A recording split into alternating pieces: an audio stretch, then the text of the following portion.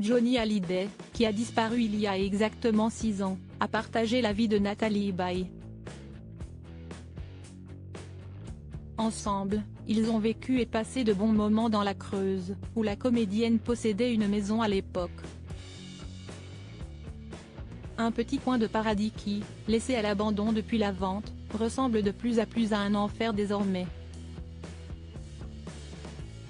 Aux grands dents de son ancienne propriétaire, Nathalie Baye et Johnny Hallyday, décédés il y a tout juste 6 ans, ont été heureux. Leur coup de cœur a eu lieu lors de l'enregistrement d'un sketch pour une émission en 1982.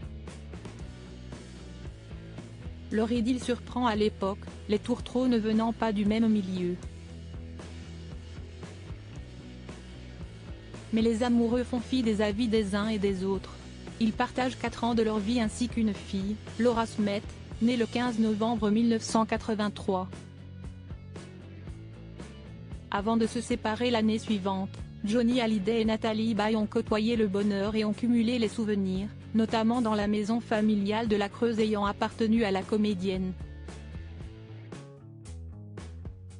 Un havre de paix pour Johnny Hallyday et Nathalie Baye. Entre Nathalie Baye et la Creuse, s'y estie une véritable histoire d'amour qui dure depuis des années. Tombée folle de la région au gré des visites à des amis proches domiciliés là-bas, Nathalie Baye a fini par acheter une bâtisse qu'elle a fait rénover à Vallières, un endroit où elle s'est toujours sentie chez elle. Les gens du hameau ont été merveilleux. Ils m'ont accepté parmi eux, comme si j'étais la paysanne du coin. Tout était naturel, confiait-elle au journal du dimanche en août 2022. Nathalie Baye et Johnny Hallyday, très célèbres, profitaient notamment d'une tranquillité. Il y avait de nombreuses soirées, notamment l'été et pour les fêtes de fin d'année. Mais le couple parvenait à conserver une certaine intimité derrière le grand portail blanc, racontait à l'époque Valérie Bertin, la maire de la commune. Malgré tout l'amour qu'elle porte à la région et à cette maison où sa fille Laura a notamment grandi, Nathalie Baye a pris la décision de vendre.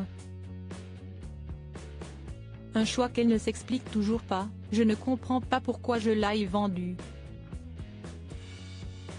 Je ne sais pas si je n'arrive pas à l'analyser ou si je ne veux pas l'analyser. Laura regrette que je m'en sois séparée. La maison était un paradis sur terre.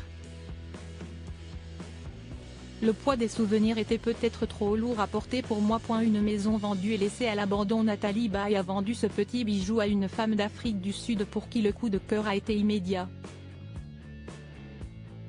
Un coup de cœur qui n'a néanmoins pas porté ses fruits, puisque la nouvelle propriétaire, repartie en Afrique du Sud, ne prend absolument pas soin de la maison, laissée à l'abandon. Quand je rends visite à mes amis, dans la Creuse, je ne peux pas m'empêcher de retourner voir ma maison, indiquait Nathalie Baye toujours au JDD.